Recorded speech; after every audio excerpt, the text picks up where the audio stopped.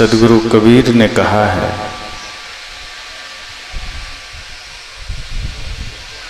जो उगे सो आथवे, फूले सो कुम्हिलाए, जो चूने सो ढहि परे, जन्मे सो मरी जाए। जीवन की असारता का वर्णन करते हुए,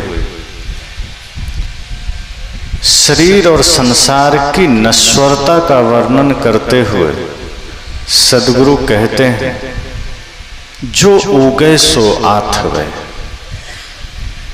जिसका उदय हुआ है उसका अस्त होगा।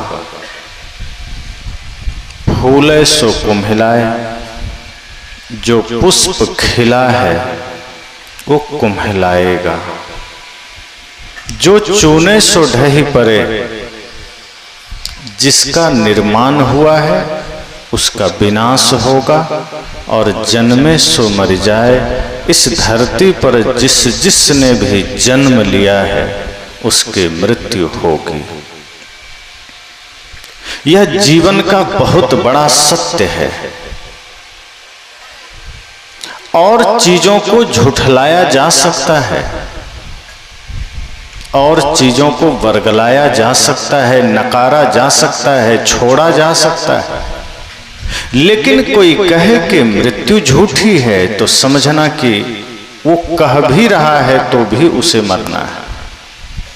क्योंकि इस धरती का, इस ब्रह्मांड का सबसे बड़ा सत्य मृत्यु है।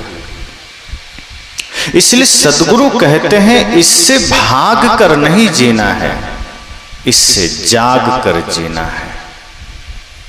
हम भागने की चेष्टा करते हैं, सदा मृत्यु से भागने की होड़ लगी कि हम मृत्यु को भूले रहें, भागते रहें और बेतहासा जीवन जीते रहें। पर मृत्यु को सब याद है, उसे पता है कि कब किसे उठाना है। अगर हम ये सोच भी लें कि हम उसे भूल जाएं तो मृत्यु हमें नहीं भूलती। हमारी दशा शुतुरमुर्ग की भांति है। शुतुरमुर्ग बड़ी चालाकी करता है। जब वो हिंसक जानवर को अपनी ओर आते देखता है तो झाड़ी में, बालू में अपना सिर छिपा लेता है। उससे ये लगता है कि यदि मैं नहीं देख रहा हूं तो वो भी मुझे नहीं देख रहा होगा। मैंने अपनी आंखें बंद कर ली है, मैं किसी को नहीं देख रहा तो कोई मुझे भी नहीं देख रहा होगा। और इसी गलतफहमी में वो शिकार हो जाता है। हम सब भी यही करते हैं। मृत्यु सत्य है, लेकिन हम उसे इतना दूर खदेड़े रहते हैं, इतना ज्यादा उसे नजरअंदाज किए रहते हैं कि अचानक घटती है इसलिए लोग भयभीत हो जाते हैं। और वो घटती ही है। अपने से पीछे के लोगों को देखिए, आगे वाले की भी यही स्थिति है, पीछे की भी वही है। और हम सब भी एक दिन उसका मेहमान बनने वाले हैं, यमराज का।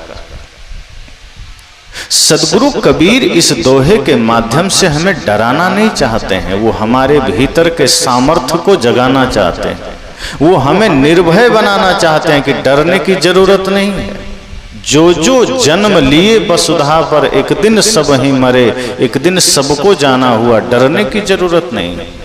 जो रावण और कंस जैसे आतताई ये सोचता था कि जब मैं धरती पर चलता हूं तो धरती मेरे चलने से कांपती है, उसे भी एक दिन जाना पड़ा। पायन पुहमी नापते, दरिया करते फाल, हाथन पर्वत तौलते तेहिधर खायो काल। सद्गुरु ने कहा कि पैर से ही जिसने धरती को नाप लेता था, जो चलता था तो लगता था धरती कांप रही है, लोगों में हाहाकार मच जाता था। लेकिन जब काल आया, कहा जाता है रावण ने तो मृत्यु को भी बंदी बना रखा था, लेकिन कब तक? जब तक मृत्यु नहीं लिखी थी उसकी तब तक बंदी बनाया था।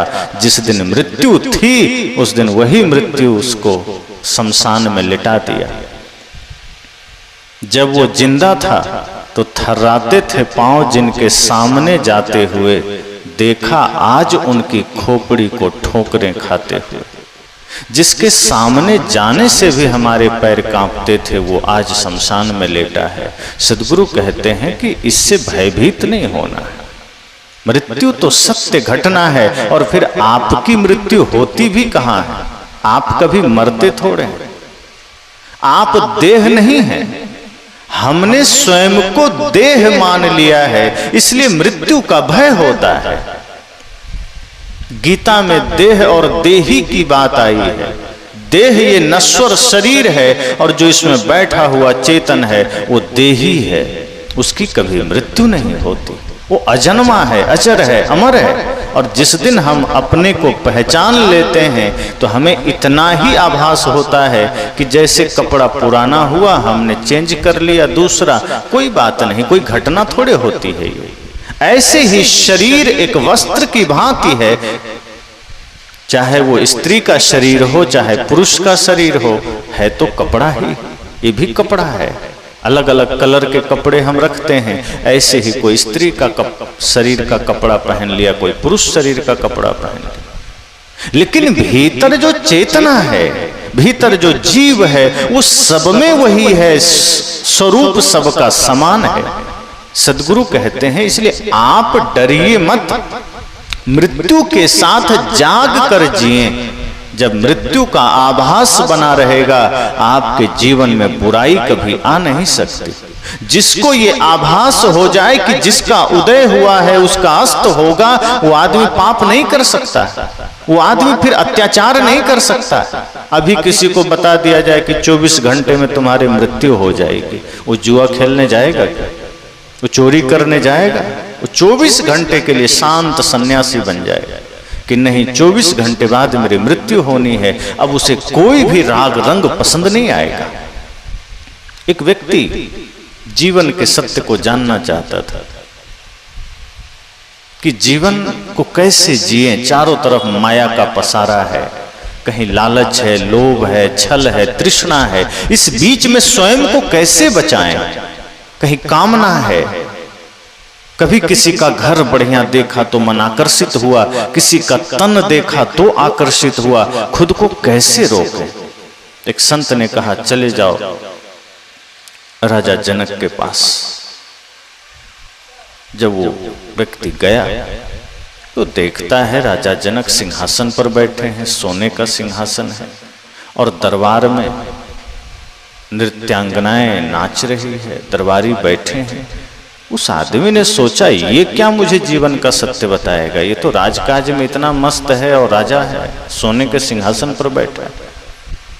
संत ने मुझे गलत जगह भेज दिया। तभी जनक की नजर पड़ी, उसने कहा बोलो क्या बात है? कहा मैं ये जानना चाहता हूं कि संसार में रहते हुए माया से कैसे बचें, क्रोध से कैसे बचें, काम से कैसे बचें, लेकिन मैं गलत जगह आ गया।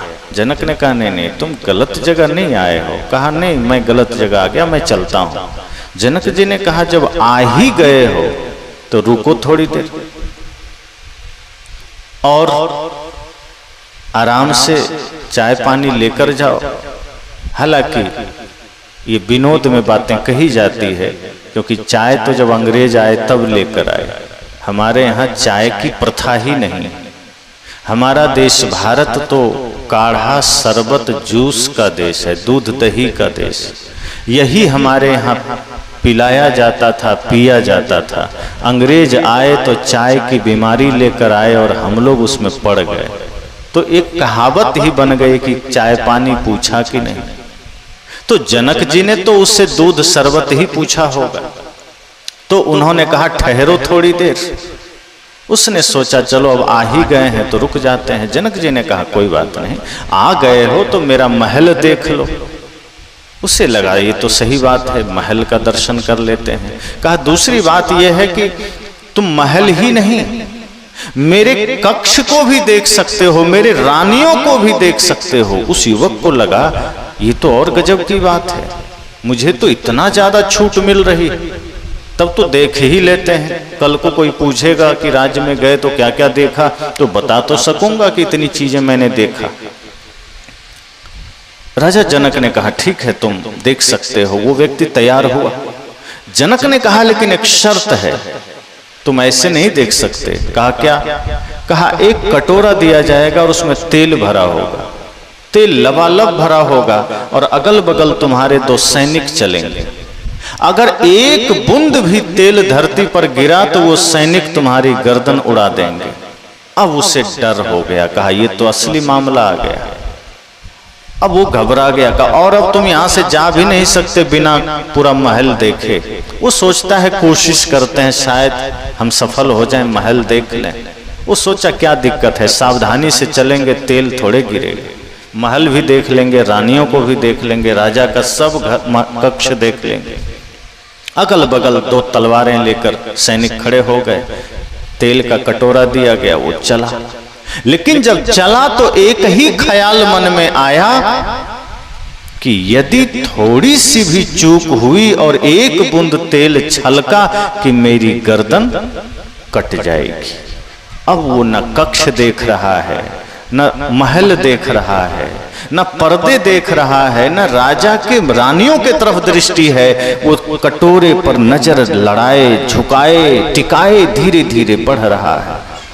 पसीने से भीग रहा है, नजर कटोरे पर है, कदम पर भी नहीं कटोरे पर है कि धीरे धीरे धीरे धीरे ऐसे करते करते पूरा महल घूमकर सामने आ गया। सैनिक ने कहा रुक जाओ, अब तुम घूम लिए।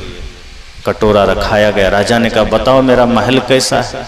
उस व्यक्ति ने कहा कौन सा महल, कैसा महल? कहा मेरी रानी कैसी है? कहा कैसी रानी? मुझे तो सिवाय मृत्यु के कुछ दिख ही नहीं रहा था, आप महल की बात करते हैं। मेरे अगल बगल आपके ये 2 सैनिक इतना निर्दयी बनकर तलवार लेकर चल रहे थे कि देखकर ही डर लगता था। और तेल का कटोरा ऊपर से आपने शर्त रख दी कि एक बूंद गिरा नहीं कि गर्दन काट दी जाएगी। कैसा महल, कैसी खिड़कियां, कैसे पर्दे, मैं तो कुछ देखा ही नहीं। मुझे तो इस तेल के कटोरे में सिर्फ अपनी मृत्यु नजर आ रही थी। जनक ने कहा जैसे तुम तेल के कटोरे में अपने मृत्यु देख रहे थे, मैं 24 घंटे अपने मृत्यु को देखता हूं। इसलिए ये किसी भी प्रकार की माया मुझे छू नहीं सकती है, किसी भी प्रकार की कामना मुझे स्पर्श नहीं कर सकती है, किसी भी प्रकार का लोभ मुझे छू नहीं सकता है। और इसी कारण मैं राज्य चलाते हुए भी देह धरे विदेह कहाई, कि देह में होते हुए मैं विदेह बनकर बैठा हूं। वो व्यक्ति संत के पास गया, कहा राजा ने मुझे बिल्कुल जीवन का सत्य दिखा दिया। ये बात सत्य है कि अगर हम मृत्यु को भुलाकर नहीं उसे बुलाकर जीते हैं तो कभी भी हम माया के वशीभूत नहीं हो सकते। हम माया के वशीभूत ही तब होते हैं जब मृत्यु को भूल जाते हैं, जो कि जीवन का परम सत्य है। और हम भूलते हैं, मृत्यु थोड़े भूलती है। मान लीजिए आप जीवन भर भूले रहें, उसे टालते रहें, उसे नजरअंदाज करते रहें, तो क्या आप अमर हो जाएंगे? जिस दिन मृत्यु होनी है होगी ही। तो जब मृत्यु होनी ही है तो उसे भुलाकर क्यों जीना? मस्त होकर जीना है, आनंदित होकर जीना है, उसका स्वागत करके जीना है। और एक बात और, कि ऐसा जीवन मत जिए कि मृत्यु आ करके आपको आपके शरीर से खींच कर निकाले कि छोड़ो, तुमने बहुत दिन अब जी लिया इस शरीर में। कुर्सी पर आप बैठे हैं, कोई आकर उठा दे तो अपमान होगा कि नहीं? लेकिन आप खुद कुर्सी का त्याग कर देंगे तो स्वाभिमान होगा। मृत्यु भी अगर आपको आपके शरीर से निकाल दे, इसका मतलब जीवन अपमानित हो गया। और अगर आपने खुद मृत्यु से कहा मेरा काम पूरा हो गया, जब मन करे आके ले जाना, इसकी कोई जरूरत अब रही नहीं, अब इसका काम पूरा है, मुझे जो करना था मैंने कर लिया, जिस धर्म के मार्ग पर मुझे चलना था मैं चल रहा हूं, जो शांति का काम करना था मैंने कर लिया, ध्यान तप योग में मैं जी रहा हूं। इस शरीर की यात्रा पूरी हो चुकी है। ए मौत, तुम्हें आकर ले जाना है तो ले जा सकती हो। इसमें आपकी बादशाहत है, शहंशाहियत है। इसलिए सदगुरु ने कहा कि जो उगे सो आथवे, ये ध्यान रखिए, जिसका उदय हुआ है उसका अस्त होगा। और जैसे सूर्योदय होता है हमें पता चल जाता है सूर्योदय हो चुका है, हर किसी को ये पता चल जाता है कि अब दोपहर भी होगी और फिर शाम भी होगी। लेकिन जीवन के साथ थोड़ा सा संदेह है। जीवन का सूर्योदय होता है तो जीवन में जवानी की दोपहर होगी कि नहीं होगी इसकी भी गारंटी नहीं है। डायरेक्ट सूर्यास्त का बुढ़ापा आ जाता है। कई बार ऐसा होता है कि जीवन का सूर्योदय तो होता है, बच्चे का जन्म हुआ, लेकिन कई बार वो जवानी और बुढ़ापा दोनों नहीं देख पाता, डायरेक्ट मौत की गले लगा लेता है, मौत की गोद में चले जाता है। इतना नश्वर है जीवन, इतना क्षणभंगुर है जीवन, सदगुरु ने कहा। इसलिए जो उदय जिसका हुआ उसका अस्त होगा, और जो फूला है, जो पुष्प खिला है, फूला है, वो कुम्हलाएगा, वो मुरझाएगा। फिर क्यों इस मायावी संसार से इतना प्रीत करना? संसार का भी सदुपयोग कर लीजिए अपने कल्याण के लिए। आपका एक एक पल, एक एक सामर्थ्य अगर जगत कल्याण के लिए उपयोग में आ गया तो समझना आपने जीवन को सार्थक बना लिया। अगर आपका धन किसी निर्धन का सहारा न बना, आपका बल किसी निर्बल का सहारा न बना, आपका ज्ञान किसी अज्ञानी का ज्ञान न बना, तो समझना कि ये सब कुछ हमारे पास होते हुए बेकार है। इसलिए सदगुरु कहते हैं मृत्यु से कभी भी भाग कर मत जीना। मृत्यु से जो भागता है समझ लो मृत्यु उसे जल्दी पकड़ती, उसके पास मृत्यु जल्दी चल कर आती है, और वो आदमी भयभीत रहता है, डरा हुआ रहता है। उसके वो क्षण क्षण डरता है घर न छूट जाए, पद न छूट जाए, बेटे न छूट जाए, बहू न छूट जाए, पोता न छूट जाए। फिर उसकी कामना इतनी प्रबल हो जाती है कि वो क्षण क्षण डरता है, और जहां डर है समझना वहां जीवन का आनंद नहीं है। आप तो क्षण क्षण डर रहे हैं।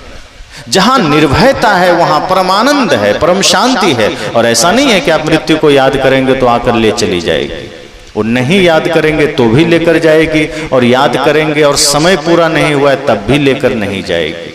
मृत्यु तो अतिथि है, जब उसको आना है आ जाएगी बिना तिथि बताए, कुछ संकेत देकर। जैसे पहले लोग आते थे घरों में मेहमान, तो हम उन्हें अतिथि कहते थे, अब हम अतिथि नहीं कह सकते।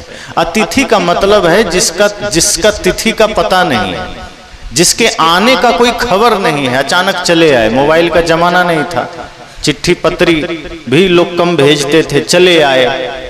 लेकिन लोग इतनी तैयारी रखते थे कि बिना बताए भी अगर मेहमान आ जाए तो उनका बढ़िया स्वागत हो जाता था, भोजन पानी आवास की व्यवस्था हो जाती थी। अब तो आदमी चलता है और लोकेशन भेज देता है, बस यहाँ चला हूँ, 2-2 कदम का लोकेशन हमें प्राप्त होता है। Message, video call, audio call, हम एक दूसरे से जुड़े होते हैं। इसलिए आज के लोगों को हम अतिथि नहीं कह सकते, मेहमान कह सकते हैं। अगर इस धरती पर देखा जाए तो सबसे बड़ी अतिथि मृत्यु है, जो बिना बताए आ जाती। हालांकि कुछ संकेत मृत्यु देती, लेकिन आदमी इतना चालाक है कि उन संकेतों पर भी पर्दा डाल देता है। मृत्यु सबसे पहले आपका बाल सफेद करती है, पर आदमी कहता है चिंता नहीं, हम जा करके मेहंदी से इसे कलर करवा लेंगे हम, लेकिन मृत्यु का आभास नहीं होने देंगे। मृत्यु ने मैसेज भेजा कि अब आपके बाल सफेद हो गए, सचेत हो जाइए, समय आने वाला है। आदमी कहता है तुमसे ज्यादा चालाक है, हम जाके इसे काला करवा लेंगे, अब तुम खोजते रह जाओ कौन बूढ़ा है, क्योंकि तुम तो सफेद बाल देख के ही ले जाओगे। आदमी को यह भ्रम होता है कि मृत्यु बूढ़े को ही ले जाएगी, जिसका समय होगा उसे ले जाएगी। फिर मृत्यु ने संकेत भेजा, दांत हिलने लगे, आदमी ने पूरा सेट नया लगवा लिया कि कोई बात नहीं, हमारे पास इसका भी इंतजाम है। चमड़ी ढीली पड़ी, आजकल प्लास्टिक सर्जरी हो गई, पता भी नहीं चलता, 70 साल का आदमी भी 30-40 का मालूम पड़ता है। कानों से सुनाई देना कम हुआ, मशीन लगवा ली। मृत्यु के हर संकेत पर हम पर्दा डाल देते हैं कि तुम चिंता मत करो, हमें तो अभी संसार में जीना है, हमें तो अभी माया में ही रहना है, और इसलिए तुम्हारे हर संकेत पर हम मिट्टी डालेंगे, उसका हमें कोई फर्क नहीं पड़ता। पर जो सजग आदमी है एक संकेत पर जागृत हो जाता है। इसलिए हमारे ऋषि मुनियों ने व्यवस्था बनाई थी, ब्रह्मचर्य, गृहस्थ, वानप्रस्थ और सन्यास, कि 25 वर्ष की अवस्था आप ब्रह्मचर्य के रूप में जिए, गृहस्थ समाज के लिए भी, उसके बाद 25 वर्ष आप गृहस्थ जीवन जिए, और जब गृहस्थ जीवन के 25 वर्ष पूरे हो जाएं तो माया मोह का त्याग करके वानप्रस्थ हो जाइए। लेकिन आज के समय में लोग अंतिम समय आते तक कुंडली मार के बैठा रहना चाहता है, मैं छोड़ ही नहीं सकता, तो मृत्यु कहते चल अब तेरा समय हो गया, अब कब तक बैठेगा। सदगुरु कहते हैं सचेत हो जाइए, जागृत हो जाइए। आप नहीं चाहेंगे फिर भी मृत्यु लेकर जाएगी, फिर क्यों इस स्वप्नवत संसार में इतना प्रयास कर रहे हो। जो है उसका सदुपयोग करिए, सांसों का सदुपयोग करिए। आपको पता नहीं है आपकी सांसें कितनी कीमती है और आप इसे व्यर्थ खोए चले जा रहे हैं। आपको पता नहीं है आपकी एक एक आयु, एक एक पल कितना महत्वपूर्ण है और आप उसे व्यर्थ गंवाए चले जा रहे हैं। अपनी सांसों का सदुपयोग करिए। श्वास श्वास में नाम लूं, वृथा सांस न खोए, ना जाने इस श्वास का आवन हो ना हो। सदगुरु कहते हैं श्वास श्वास में नाम लो। इन सांसों का प्रयोग हमेशा पवित्र नाम का स्मरण में करिए, पवित्र काम में करिए। पता नहीं जो श्वास भीतर गई वो बाहर आए ना आए, जो बाहर है वो भीतर जाए ना जाए, कोई ठिकाना कोई भरोसा नहीं। तो सदगुरु कहते हैं जो उगे सो आथवे, फूले सो कुम्हिलाए, जो चूने सो ढही परे, जन्मे सो मर जाए। और जिसका निर्माण हुआ उसका विनाश होगा, स्वाभाविक है, इस सृष्टि ऐसी ही है। जिसका निर्माण हुआ उसका विनाश होता है, जो फूलता है, कुम्हिलाता है, जन्मता है, मरता है। कहने का अर्थ यह है कि जब इतना स्वप्नवत संसार है फिर उसके पीछे प्राण क्यों गंवाना, हमें तो उसका सदुपयोग कर लेना है। जैसे हम रात में सपना देखते हैं तो कई बार सपने में आप क्या देखते हैं कि कहीं का आप राजा बन गए, आपके पास बहुत ज्यादा धन आ गया, पद आ गया, आपके पास बहुत ज्यादा व्यवस्था आ गई, आपका पूरा परिवार चेंज हो गया, अलग अलग दुनिया आप देख रहे हैं। और जब नींद खुली तब सब गायब। सपना में जो भी आपने देखा वो हकीकत में नहीं था। एक राजा का पुत्र बीमार था, लगभग मृत्यु शैया पर लेटा था, मृत्यु आने ही वाली थी, वहीं वो भी बैठा था, चिंता में था। लेकिन बैठे बैठे बैठे बैठे काफी समय बीता, अचानक थोड़ी सी आंख लग गई। चिंता में था फिर भी थका मांदा था, आंख लग गई। जैसे ही आंख लगी उसने एक सपना देखा कि वो कहीं और का राजा हो गया है, जिस राज्य का राजा है वो भूल गया। सपने में उसका कोई ख्याल न रहा, जो मृत्यु शैया पर लेटा हुआ पुत्र है उसका ख्याल न रहा, जो पत्नी बगल खड़ी है उसका ख्याल न रहा, वो सब भूल गया। सपने में वो अलग ही दुनिया में चला गया, एक अलग ही राज्य का राजा उसे याद आ गया कि मैं तो यहाँ का राजा हूँ। और सपने में वो देखता है कि मेरे तो 12 पुत्र हैं, सभी एक से एक तेजस्वी, एक से एक होनहार, सुंदर पत्नी है और भी बड़ा राज्य है। अचानक पत्नी ने धक्का दिया कि उठो, तुम सो गए, जल्दी से उठो। वो सपने में था, आंख खोलता है, अचानक सपना गायब। पत्नी कहती है तुम सो गए, ऐसे समय में सो गए। अब राजा जो सपने में जाने से पहले चिंता में था, जब सपना टूटा पत्नी के हिलाने पर, अब वो हंसने लगा। रानी कहती है पागल हो गया क्या, सामने बेटा पड़ा है, अब तब ये मरने वाला है और तुम हंसे जा रहे हो, कहीं तुम विक्षिप्त तो नहीं हो गए, सदमे में तो नहीं चले गए। वे कहता है नहीं, इस बात से मुझे हंसी नहीं आ रही, तो दुख का विषय है कि चलो ये मृत्यु शैया पर लेटा है, पर मुझे हंसी कुछ और बात से आ गई। कहा क्या?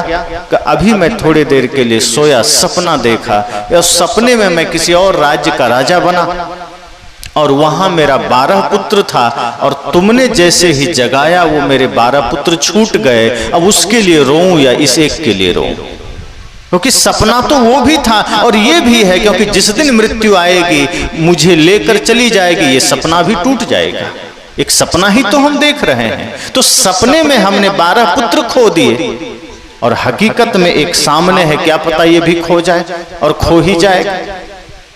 आंखें खुली है, हमें लगता है ये सत्य है, लेकिन जिस दिन मृत्यु आती है पता चलता है ये भी एक सपना ही था। आंख बंद होती है, सपने देखते हैं, तब सपने में जब आप होते हैं आपको लगता है वही सत्य है, वही, वो झूठ आपको मालूम नहीं पड़ता है। सपने में जब आप होते हैं तो किसको लगता है कि मैं झूठा देख रहा हूं, सब कुछ सत्य मालूम पड़ता है। बल्कि कई बार कोई बीच सपने में जगा दे, आप गुस्से में चले जाते हैं, क्यों जगा दिया, कितना अच्छा सपना देख रहा था, देख तो सपना ही रहा था। तो वो सपना अगर झूठी है तो ये जागृत में देखा गया सपना भी झूठा ही। सद्गुरु कहते हैं ये जीवन स्वप्नवत है, इसकी सत्यता को समझ लीजिए कि जो आज है वो कभी भी छूट सकता है, जो आज मिला है वो बिछुड़ेगा। प्रिय, जो बहुत प्रिय है वो भी छूटेगा, कोई अप्रिय है उससे हो सकता है मिलना हो जाए। संसार में जो कुछ प्राप्त है पता नहीं कब हमसे छिन जाए, कोई नहीं जानता। लेकिन जो छिन नहीं सकता है, जो मिट नहीं सकता है, उसकी तलाश इसी जीवन में करना है, उसकी खोज इसी जीवन में करना है। हम पूरा जीवन मृत्यु से बचने में लगा देते हैं कि कैसे उससे बचें। एक आदमी मृत्यु शैया पर लेटा है, आप चले गए तो आप उसको सांत्वना देते हैं, कोई बात नहीं सब ठीक हो जाएगा। अब क्या ठीक हो जाएगा, कुछ ठीक होगा? मृत्यु आएगी उसे उठा ले जाएगी। आप वहां सत्य नहीं बोलते हैं कि तुमने जीवन में क्या कमाया, अब तो तुम जा रहे हो, नहीं कहते। आप झूठी सांत्वना देते हैं कि चिंता मत करो सब ठीक हो जाएगा, और ठीक कुछ भी नहीं होता। उस समय सांत्वना नहीं देना है, आप पूछिए कि तुमने जीवन में क्या कमाया, ये चेहरे पर भय क्यों है? अगर आपने जीवन में कोई अच्छी कमाई नहीं की है तो जाते समय चेहरे पर भय होगा, चेहरे पर अशांति होगी, व्याकुलता होगी। और अगर आपने कुछ अच्छा किया है तो जब मृत्यु का आने का समय होगा तो चेहरे पर निश्चिंतता होगी, भय नहीं होगा। हम भयभीत क्यों होते हैं? क्योंकि हम कुछ कर नहीं पाए, जो करना था हम कर नहीं पाए। हम वो करते रहे जो साथ जा नहीं सकता, और जो ले जा सकते थे वो हमने किया नहीं। यही भय का कारण है। भय क्यों होता है? छूटने का भय। शरीर न छूट जाए, धन न छूट जाए, पद न छूट जाए, इसका भय होता है। और इस भय से हम अंतिम में कुछ करना चाहते हैं। जीवित रहते रहते हम कुछ कर नहीं पाते। जब तक जिंदा हैं हम राम को नहीं जाने। मर गए तो लोग सुना रहे हैं राम नाम सत्य है। अब मर गए तो अब जो जिंदा है उसके लिए तो कारगर है, वो जान ले, उसको समझ में आ जाना चाहिए कि राम नाम ही सत्य है, बाकी संसार झूठा है। इसलिए सद्गुरु कहते हैं, साधो दिल से न राम को भूल, दिल से न राम को भूल, साधो दिल से न राम को भूल। स्याही गई सफेदी आई, स्याही गई सफेदी आई, चलना है बड़ी दूर,